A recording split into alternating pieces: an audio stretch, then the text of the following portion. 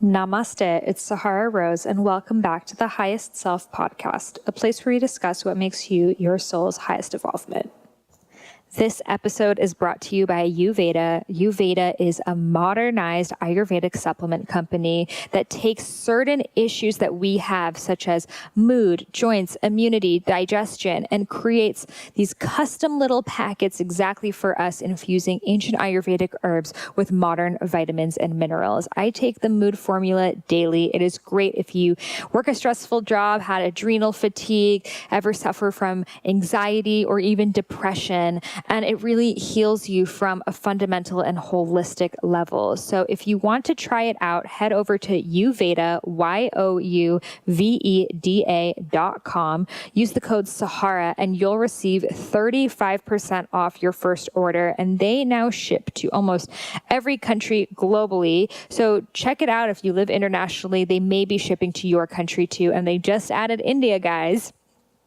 This episode is also brought to you by Four Sigmatic. Four Sigmatic is an incredible mushroom elixir company. I proudly drink their elixirs every single day. My favorite is their chai mix. It is insanely delicious. I quit chocolate cold turkey, and what helped me was drinking this chai mix every day. And best of all, they use stevia to sweeten it, and there's no sugars like the chai lattes you'll find at Starbucks or wherever else.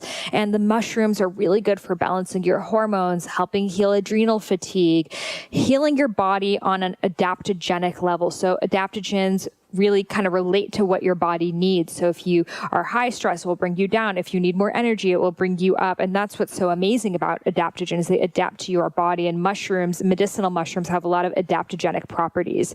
So you can head over to their website, foursigmatic.com, FOURSIGMATIC.com/Sahara. I have a little shop up there with my favorite Four Sigmatic products. So you can try it out, and you can also get 15% off any Four Sigmatic product using the code Sahara. Also, I'd like to make my book tour announcement. I will be coming to several different cities, not just to share my book, but to have a Bollywood dance party and hug each other and talk all about the doshas and relationships and business and self-care and everything in between. My book launch events are so much more than me just talking about the book, but it's really a way to create community and to have a lot of fun. So come join me October 12th in LA, October 17th in New York, November 30th in Miami, and I'm going to be going to San Diego sometime in between then. Head over to my website, eatfeelfresh.com/book. I'm going to be adding some more cities, so head over there so you can stay tuned, and I'm so excited to meet you in person. I had the most amazing time talking with Chris Harder all about business stuff. So Chris Harder is the host of the For the Love of Money podcast, and I actually adore that podcast so much because he teaches me tons about business, especially having an online business, which is something that I have had for a few years, but only really nailed and monetized well for the past year. So it took me years of figuring out the ropes, and it's changed so much drastically over the years, and how to create an online program and online marketing and SEO and blogging and funnels and all that stuff. So I really have dived into that stuff in the past few years, which I'm really grateful for because it's taught me a ton about business. So it was awesome being able to chat with Chris about it, because he's someone I really look up to in business. I actually was the opening speaker at his Mastermind, which was an amazing experience. And I love his approach because he knows a lot about the kind of wellness online sphere, because his wife, Lori Harder, who has been on this podcast twice, is an author, and she teaches about self-love and women accepting their bodies. She has an amazing book, A Tribe Called Bliss, and that's his wife. So he does a lot of the business stuff for her business, and had such great, amazing insight. We talk all about how to price a program correctly, how to know when you are meant to create an online business or not, all about the funnels. We talk about all of that good stuff. So questions that you may have had about online businesses, we talk a lot about it in this episode.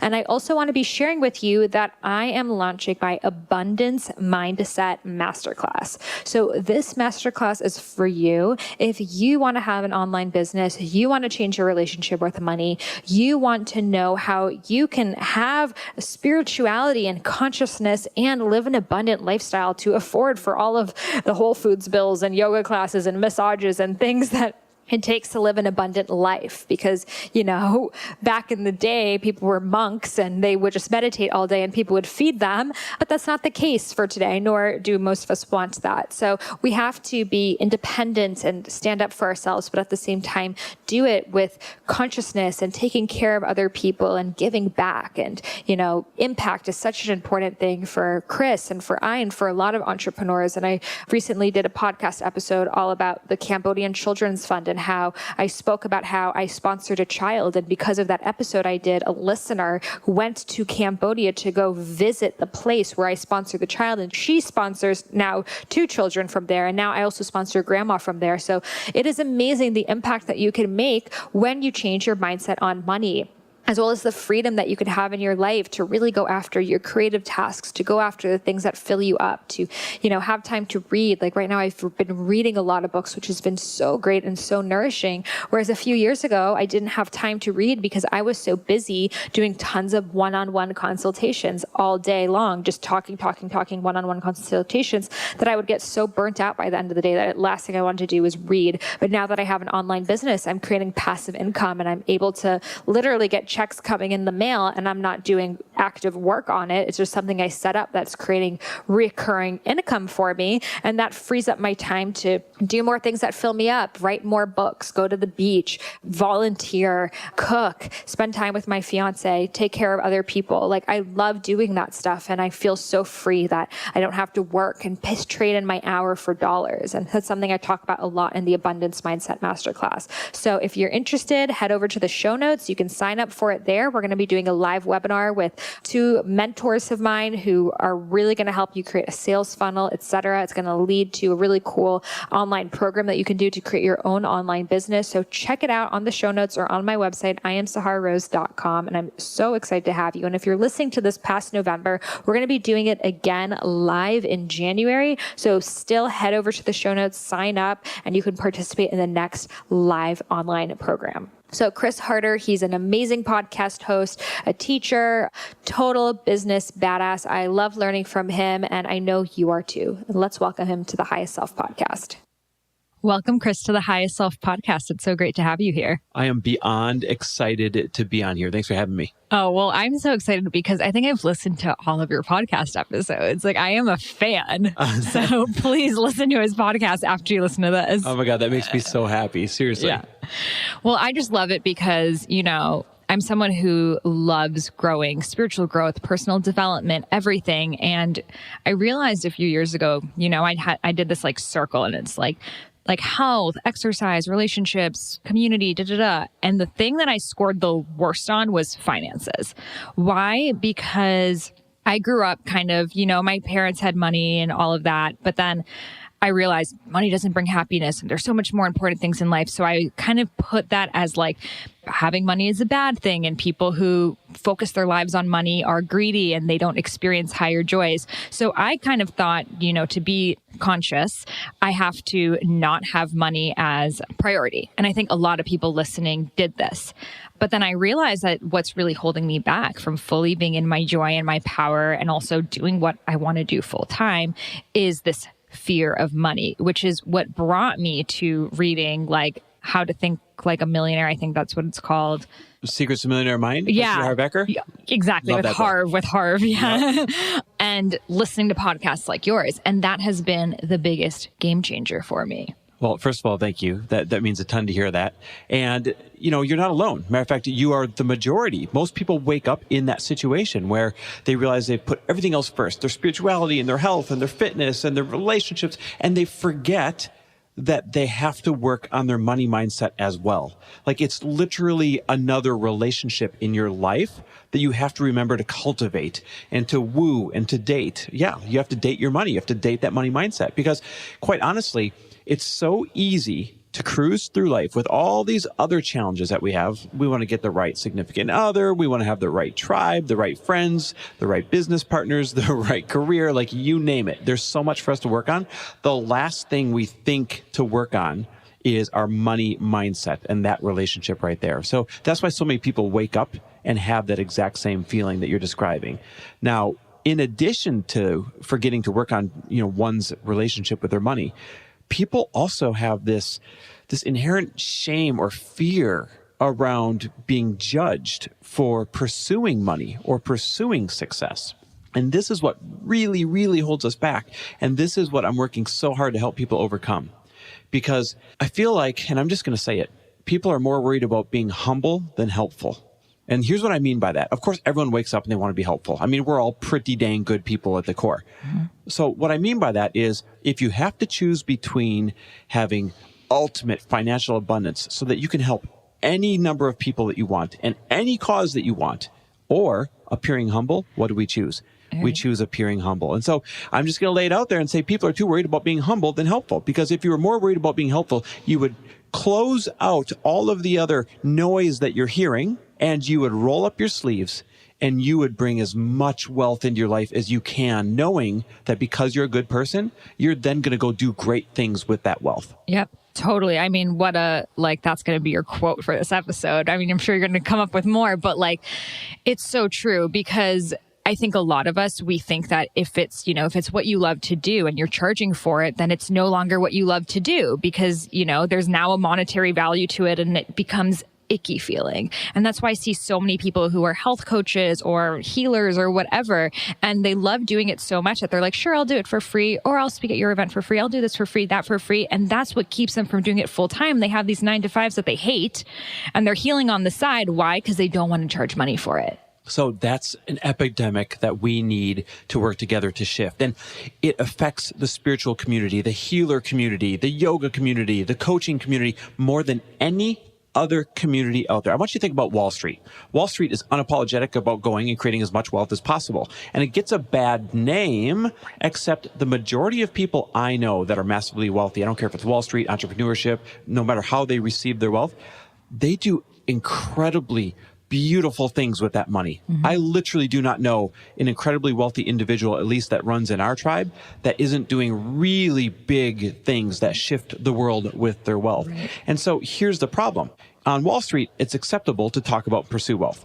But in the spiritual community, in the healer community, in the coaching community, it's not. It's taboo. And the problem is that community is all working together to hold each other down, and they don't even realize it. So for example, when somebody in that community comes out with a brand new e-course and they want to charge $500 or $1,000 or $2,000 for it, what happens? Other people in the community say, oh, this is your soul's work. How dare you charge that much money? And then that person feels bad and they never have a launch again, or they don't put the product out to begin with. And that's a product that could have helped somebody. Yeah. And so the community is literally depressing itself. It's holding each other down by judging each other's desire for wealth. Mm-hmm. And when one person finally breaks through and says, dang it, enough is enough. I need the money to sustain the message. I need the money to get my work out there. I need the money to reach more people than I'm reaching right now. So I'm going to unapologetically get out there and I'm going to ask for my value. Mm-hmm. Because that's all you're doing, is you're asking for the value in exchange for the value you're putting out there. Mm-hmm. So when someone stands up and says, I'm going to ask for my value unapologetically, when they start to accumulate wealth and show how many more people they're able to help, then other people are going to catch on. Mm-hmm. So they're going to see you do it, and then those people are going to start doing it, and then the people watching them are going to start doing it. Someone has to stand up in this community, this healer community, this coaching community, and be the change that says it's okay for us to exchange the energy called money. Absolutely. I mean, I remember when I first started health coaching, on my website said $20 consultations. I said, any problem you have, I'll help you, just $20 an hour. If you had an actual health problem, would you listen to the person who's like, anything? No. $20. It's it's like giving out a homeless person $20 for life advice. You might do it for shits and giggles. You're not going to take that advice seriously. No. But I was just so in this, if I charge more, no one's going to come. But the thing is, charging so little made no one come. So that's so true. People will only take something serious when they have skin in the game. Mm-hmm. And so let's say you're a healer and you have an incredible ability to heal people. Most people, if you are asking too little, they're going to assume that it's not valuable. Or if it's some form of coaching, if you're asking too little, if they don't have enough skin in the game, they're not going to show up trying to maximize their results because they're not feeling the pain of having skin in the game. And I'm not saying that your customers should feel pain, but let's be honest. The reason why you might take college so serious is because you know that you're leaving there with $100,000 in college loans. Right. The reason why you might take a Tony Robbins event so seriously is because you know you paid $2,000 for that ticket. When you have a lot of skin in the game, you rise to the occasion and you learn as much as you can during that moment or during that course or during that event. And so when we're not charging a lot for these things, we're almost setting up our customers to fail. So what do you do when you're in the position I've been in? I'm sure a lot of people have been in. You set the price that you feel is right and it's crickets. No one buys. Well, a lot of times it's not the price that's causing nobody to buy. There are so many factors. The problem is we build the story because we already have the fear there that, oh, sure enough, I shouldn't have charged $500 for it. I knew it. No one's buying. I screwed up. I charged too much money. I'm greedy. Well, like we build this ridiculous story. We forget to look at the fact that maybe your funnel isn't working very well. Maybe your sales copy isn't working very well. Maybe your graphic arts don't appeal to the people you're trying to attract. Maybe you are, targeting the wrong crowd. Maybe your email list isn't big enough. The list goes on and on and on. All these other variables that if just one of those is out of whack, your launch of your event, your course, whatever it is that you're launching, can really have some rough results. And the problem is it's easiest to look at the price we're charging and blame that. It's more difficult to look at those other layers of the mechanics behind what causes a successful launch or not. Totally. And I feel like money is always the variable that we play with. And we're like, oh, I created the course, so now let me play around with the different costs. And I find myself doing this all the time too. Whereas what if I played around with the types of interviews I did around it or the types of graphics and that sort of thing? And I think people don't realize as content creators is like, invest in creating that content. Don't just put up like a random picture of yourself all the time and think that's going to rock the boat. Like get good graphics made, get a beautiful website made, create this whole story around where your product is going to take that person. Because really, you talk about this on your podcast. It's what is that emotion? It has nothing to do with the product. That's so true. And to do everything you're saying, what does it take? Money. It takes lots of money. Right. Like to get the right graphic arts, to get the right funnel built, to get the right number of Facebook ads or Google ads or Instagram ads. That all takes money to get your message out there. I'm going to use Lori's, my wife, her book launch as an example. And I'm going to be super transparent just so people can grasp this concept of it takes money to get your message out there in a big way. So Lori's dream is to get this book out to millions of people. Yeah. And it's her message. Up to this point, it's her life's work. Of course, she's going to have more life's work after this, but up to this point, it's her life's work. And she wants to help people find quality tribe in the worst of ways. A very honorable message. Now, here's the thing. To do that, our book launch budget is $300,000. Now, I'm not saying you need $300,000 to launch a book. Don't let that stop anyone in their tracks. But what I'm saying is if you want to have a great big launch in a great big way, and you want to reach as many tens of thousands that turns into hundreds of thousands that then turns into millions of people, if that means a lot to you, then you need that tool called money in order to get it out there in a big, big way. And so, that's a great point of reference. And thank you so much for sharing that. No one shares that. We love being transparent about that stuff because people wonder, how did her book end up in a million hands and mine didn't? Well, it's because we've worked so incredibly hard on our relationship with money. And then we've worked so incredibly hard in earning money that we finally have a little bit larger of that tool called money to then invest in getting that message out there. And again, I don't want to discourage anyone that doesn't have $300,000 for a book launch because I have friends that are doing $1 million book launches. And I'm saying, wait, why can't we spend $1 million? And I know friends that spent, $10,000 on their entire book launch. And it was a super popular book that just caught fire. So the size of your budget isn't going to make or break your book launch. The size of your budget is only going to help increase the chances that you get that thing to catch fire. Totally. And I think if people see money as this tool to help get your message out there, it's most people who are making money, who are entrepreneurs, are investing like 80% of whatever they make right back into the business. Well, they really are. That old adage, it takes money to make money. I can make an argument that it's true, and then we can make this great, awesome grassroots type of argument that is not true. But at the end of the day, it takes money to make bigger money. It takes money to make faster money. Right. You can always roll up your sleeves and kick and bite and scratch your way there and get momentum and then build on that momentum. But guess what? when you start building on that momentum, what are you doing? You're taking the money coming in and you're reinvesting it in order to increase the size of that snowball that's rolling in your favor. It's the same thing. At some point in your life, it's going to take money in order to make more money, to have that money to invest in getting your message out there in a bigger way. So for people who are starting out, they don't have a huge budget. What do you think are the first things they should really invest in? It's a great question. I am a huge fan of grassroots building your business. One of the best, and people don't realize this. I'm going to give away a secret. Here we go. One of the best ways to get your message out there for free is to build a one-page little PR pitch about yourself and your signature story, and then send it out to as many podcasters as possible, pitching yourself as a guest. Now, you have thick skin because not everyone's going to say yes, right? Less than half will say yes. But putting yourself on a podcast tour is the cheapest, most effective way to get any message or build any audience out there right now. It's free for you to be interviewed once a day, 5 days a week. That's 5 shows a week that would be going out to people's audiences. Imagine how quickly your message would grow and your audience would grow if you just put yourself on a podcast tour, and it cost you $0 to build that pitch page and start emailing it out. So that's one example of a grassroots effort to build your business. Another one is good old-fashioned networking.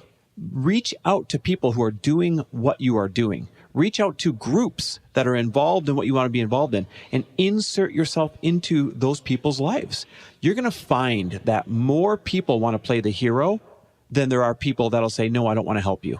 It's one of these scary things to do. I don't want to reach out to this person with 100,000 followers. They're not going to want to help me. They're not going to want to collaborate, except everyone is looking for good people that they resonate with on an energetic level to collaborate with. I don't care if you have 10 followers or 10 million followers.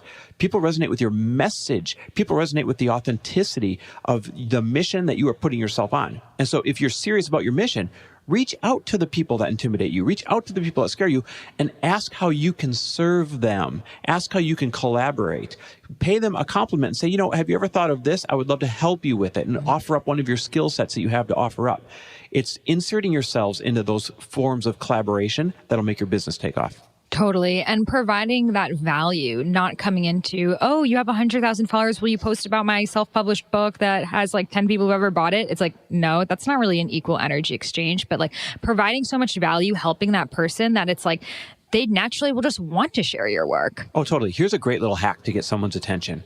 So you could buy 100 of their books, and you could do a big Instagram giveaway and tag them that you are doing an Instagram giveaway of 100 of their books or 50 of their books.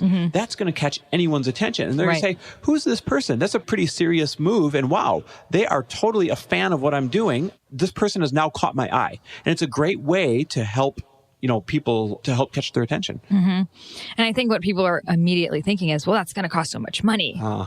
Exactly. But it's that's why you have to figure out even sometimes the way that you make the money. I know you guys talk about working with network marketing. It's sometimes that way that you first make the money is not the final way that you want to be making money. You just need to get it in. Oh my gosh, that is such a great statement. So one of the things I love about network marketing is, I don't care what company you're in, the barrier to entry is very little, and the risk is almost nothing, but the upside for income is huge, right? If you take it serious, if you build a good team, the upside for income is huge. And that income becomes your seed money. And you can use that seed money to then grow all the other marketing in the areas that mean the most to you. So one of the reasons why our brand has grown so quickly is we've been able to take those risks because we've got that network marketing residual income coming in that we first built.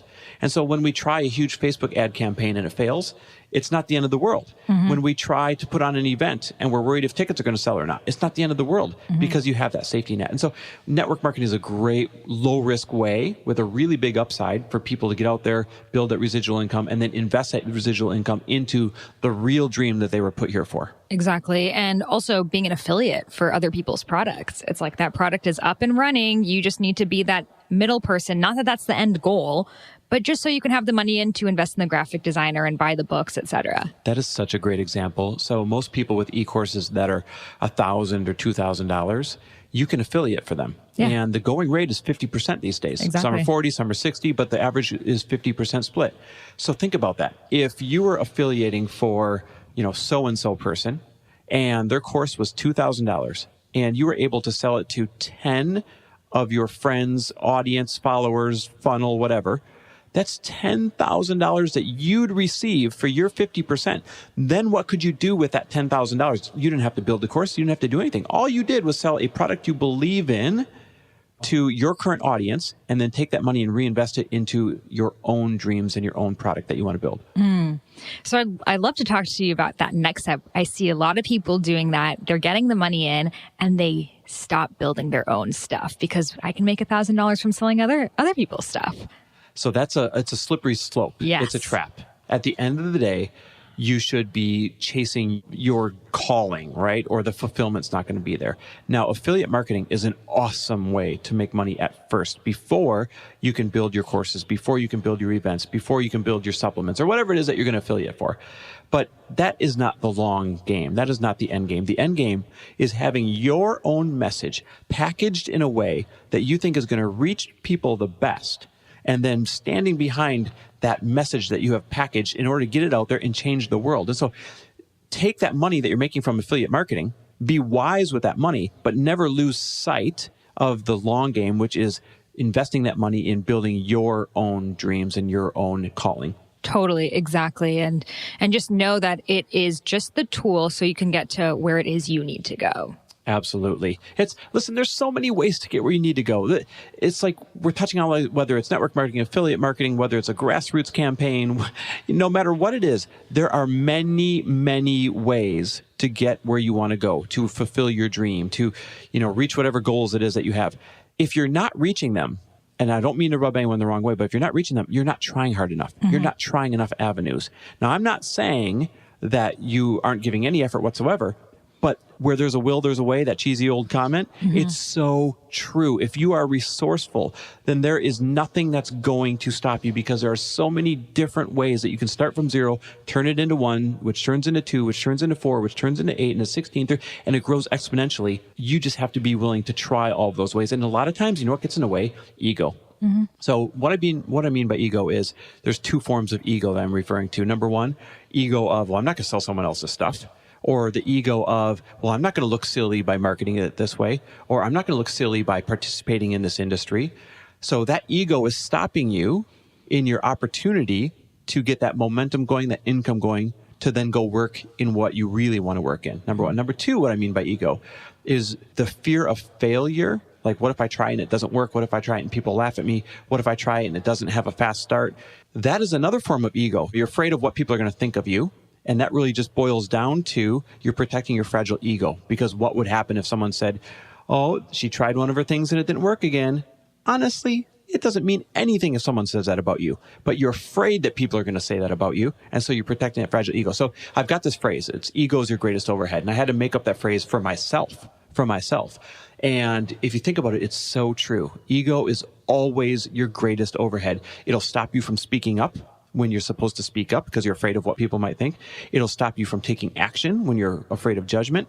It'll stop you from trying whatever business venture you want to try when you're afraid of failure, or sometimes when you're afraid of success. I mean, you name the scenario and I can show you how ego is your greatest overhead every single time.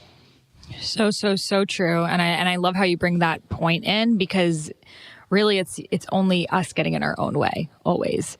And that next level growth, it's just look within. What are your own blocks? And that's exactly what's keeping you getting there. It has nothing to do with the external. It's so true. We're protecting, our current situation that we're in right now. So however you woke up today, whatever your feelings were, whatever your finances were, whatever your relationships were, we're protecting that situation. But here's the great irony. At the same time as not liking the situation we're in, right? Because we also woke up saying, I wish I had more money. I wish I had a different significant other. I wish I had a relationship, or I wish I lived in a different home, or, we have this wish list when we wake up. So it's so ironic that we wake up trying to protect our current situation, yet we don't even like the situation that we are currently in. Yep. And that's that weird dichotomy between protecting ego, but your ego not serving you whatsoever. Mm-hmm. And it's interesting. People in Ayurveda who are kapha, which is like a lot of earth energy, are like that because they like to stick in their habits and in their routines. And for them, they know it might not be serving them, but that uncomfortability is like just not worth it for them. It's just too much energy.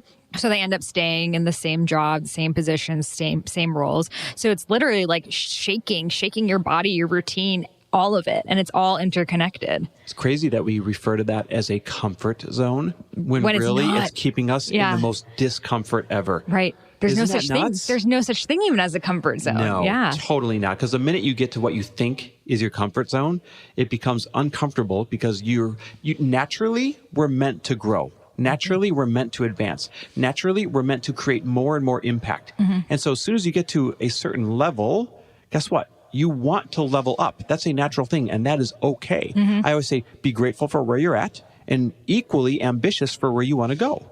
When you can kind of really master that balance between saying, I'm so grateful for where I am today and what I have, and I'm unapologetically ambitious for where I know my next level is and how to get there, that is a beautiful spot to be. Yes. And I think a lot of people in like the spiritual path, it's very much focused on like, be grateful, accept, just take it as it is. So they end up almost complacent. And it's like, okay, if you wanted to be a monk who has no desire to make money, that's fine.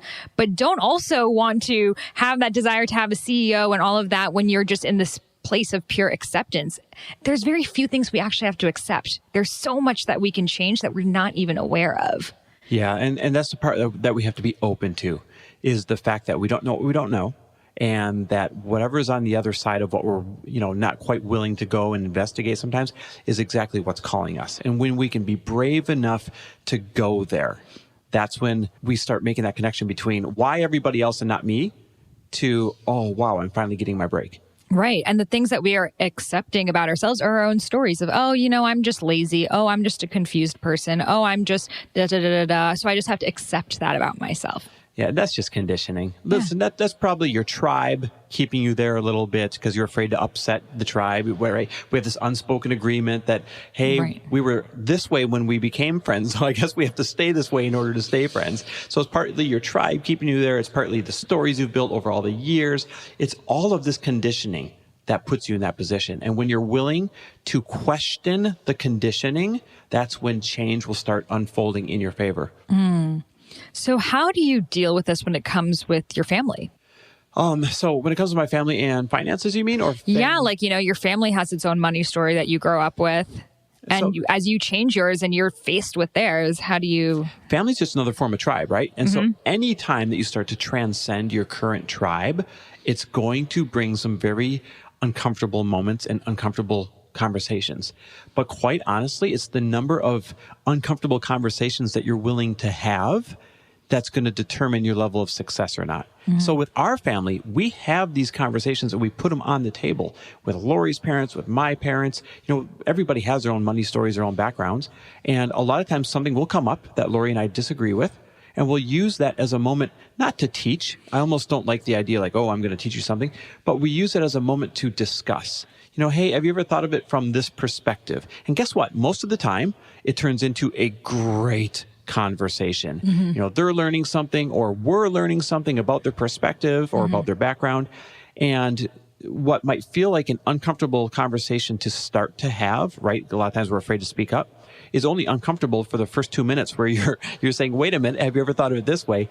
And once you get past that little uncomfortable moment, it turns into a really neat rabbit hole to go down, as a family. And so we do that. We don't let things just slide. We put them on the table and we say, I understand that you feel that way. Here's how we feel. And then we just start exploring it. And I'll tell you what, both parties end up learning something every single time.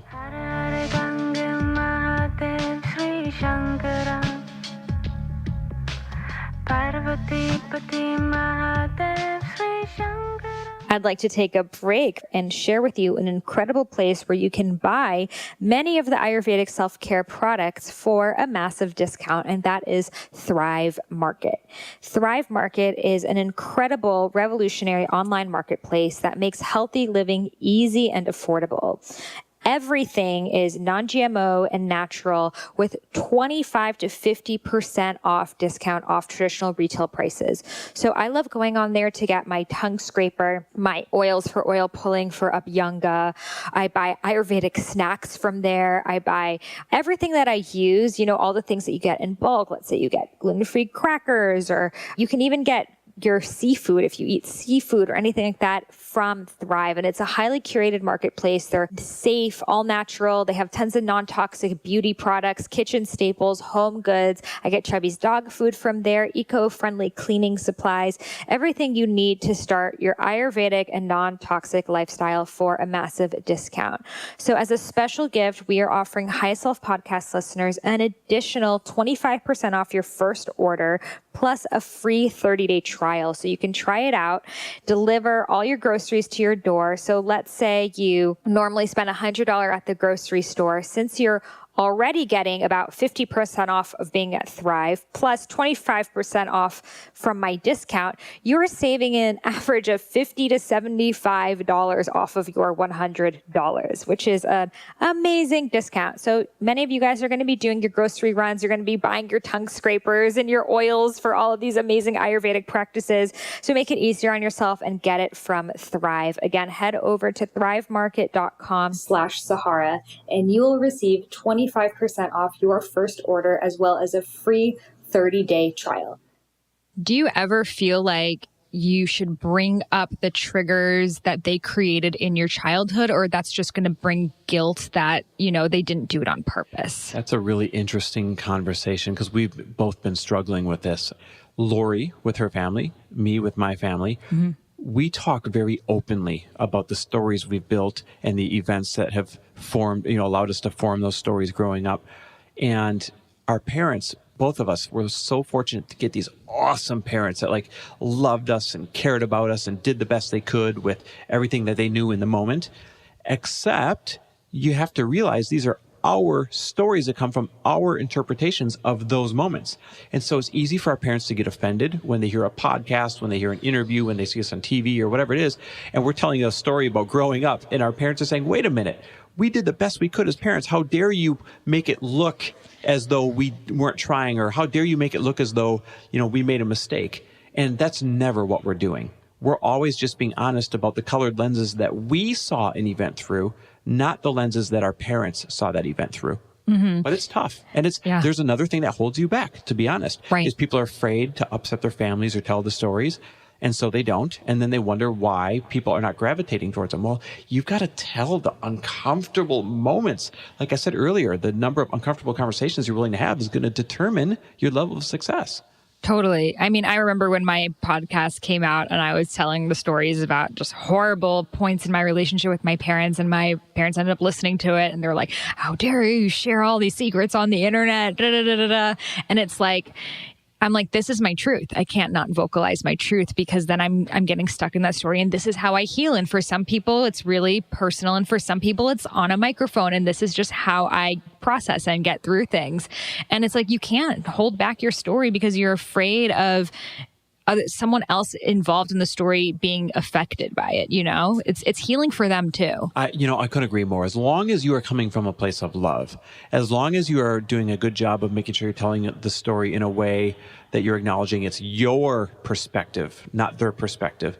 And as long as you do a good job of, maybe framing the story of, listen, my parents are doing the best that they could, or my friends were doing the best that they could, or, whoever it is that you're telling a story about, then be honest. Because it's so funny how you just brought up, you said your parents said, how dare you put these secrets on the internet? These aren't supposed to be secrets. These are truths, right? Mm-hmm. They're not secrets, they're truths. Mm-hmm. And the more authentically we talk about our truths, the more people we can help, including ourselves and including the other people in that story. It has absolutely happened to our family already, by the way, where my parents at first would say something like, oh my God, I can't believe you put that out there. It looks like this to these people listening. Mm-hmm. And then the growth that they got from that was realizing how concerned they are about how things look instead of how things were. Exactly. And then that helps free them up from being so worried about how things look. Same thing with Lori's parents. And so when you finally go there, again, you're going to have some tough moments, but what is at the other end of that tunnel is usually growth by both parties. Mm-hmm. And then I think about when I read other people's books and stories and they share such personal details that, now that I'm as a writer, I'm like, oh my God, what do their parents think, But I'm like, wow, that's so brave of them that they were able to share that, because I connect with them so much deeper now. Well, it's almost like enrolling the people who mean the most to you in your mission to make the world a better place. It's almost like saying, Mom and Dad, I feel bad that we're using our parents so much here, but mm-hmm. Mom and Dad, this is your role in helping people break wide open and make the world a better place. Yeah. And I'm just kind of helping put my arm around you and bringing you into the conversation so that you can stand up and fulfill your role in making this world a better place. Totally. So switching back gears into business, because this is a question that people have, I've had. There's sort of two schools when it comes to pricing. There's the one that's the lower price, reach more people, have that like the Kayla It Signs ebook that a lot of people bought. Then there's the other thing that's like go high ticket, much more one-on-one as an experience. What's your take on this? That's a great question. People are always like, how do I price this? And it always depends on what your goal is, not what is the value of the product. Let me repeat that. You always price something based on your end goal, not the value of the product. And let me give an example. Sometimes we'll do an e-course and we will price it really, really, really, really inexpensively because our goal is to get that e-course in as many hands as possible as an introduction to come learn with us. And then once they like what you've offered, what they've experienced from you, of course, they're going to then purchase the more expensive offerings that you have that are going to help them grow even more in a deeper way. And so you have to know what your agenda is. Is your agenda to get tens of thousands of people to experience something? Then you have to make it your loss leader. That's what I call it, right? You know you're losing money based on what the value of that product what you might really be able to get for it. So it's your loss leader, but your goal is to get it in as many hands as possible. Then knowing that you're going to upsell them into something that's going to help them even more down the road. So you think kind of having the different tiers for the different people? Yeah, absolutely. People at the end of the day, there's a lot of noise out there. There's a lot of products out there. There's a lot of options out there. And so you have to lead with some kind of product that is going to knock their socks off that everybody can afford. Think about that. If you lead with a product that's going to knock their socks off that everybody can afford, then that's going to increase the chances that more and more and more people are going to experience what you have to offer and say, whoa, what she offers is amazing. I can't wait for the next thing. Because that's really the factor you're going for. You're going for the factor where they say, oh my God, I had no idea it was this good. I only paid $29 for it. I certainly didn't expect it to be this comprehensive. I cannot wait to see what else she offers me. And that's the position that you're first trying to expose people to. Because once you earn that trust, then you can price things more accordingly to the impact that you're trying to create with that product. So remember, before I was talking about price something as a loss leader so you can get it in as many hands as possible to knock their socks off. Once they have that trust with them, then price your next product accordingly so that they're paying for impact, not paying for volume at that point. And in this day and age, I feel like so many people have online courses now and everyone's all about the automation. And I feel like what happens is people sign up for these courses and they don't end up fulfilling them. And I've sort of seen this decline in people signing up for these courses because they're like, oh, I signed up for all these other ones. I never end up doing it. So the people that just whip an e-course out there, and I'm just going to be super honest, maybe they put together all their existing Facebook Lives and they call it an e-course. Maybe they put together old content that they had sitting around and they call it an e-course. The people that are doing that are hurting our industry for those people who really are trying to create growth out there, who are really trying to create help out there. Now, don't get me wrong. I am a huge fan of repurposing your content. So if you have a bunch of Facebook Lives and you put it together and do an e-course, awesome, but price it accordingly. Don't price it at $500. And it's just, your past year worth of Facebook Lives and there's no workbook, there's no follow-up, there's no community, there's no way for them to tap into you, because that's not doing anyone a service. That's a money grab. Right. But if you repurpose it into a very affordable introduction to here's what I represent and here's some of the lessons that I would like to teach you, and if you take the time to make sure that it's also a community where they can meet other like-minded people and take the time to make sure that there's some kind of study guide or timeline or follow-up system to help increase accountability, well, then you're doing the right thing. Because at the end of the day, human nature is to not follow through. It's sad and we're all guilty of it, but human nature is to not follow through. So people sign up in the moment of excitement, in the moment of need, and then the same reason that they're in the position that they're in is the same reason that they won't follow through with the rest of the course. Totally. And then who do they blame? They don't blame themselves. They say, oh, see, another course that ripped me off. And they tell everybody about it when really they didn't follow through. And so if you're going to build any kind of course, any kind of event, any product to help people, make sure that there's a timeline, make sure there's accountability, make sure that there's a follow-up system, make sure there's a chance for them to roll up their sleeves and get deep into that course through coursework or vlogging or all sorts of different cool things that you can do to help people lock it in. Because that's our responsibility, quite honestly. Any of us are creating courses, events, writing books, all of that stuff. It's our responsibility to not just put out good content, but to help people stick to and experience all of that content through the end. Totally. And I think we've all kind of heard, oh, automate, automate. And then we're putting this on such a pedestal that's like, it's the results that matter. Because if you automated this course and no one's ever finished it, they're not going to go and tell their friends. And everything is word of mouth at the end of the day. It really is. And you can still, I'm a huge fan of automation. You can still automate your course and have accountability built in, no problem. For example, you can ask them to vlog at the end of each module.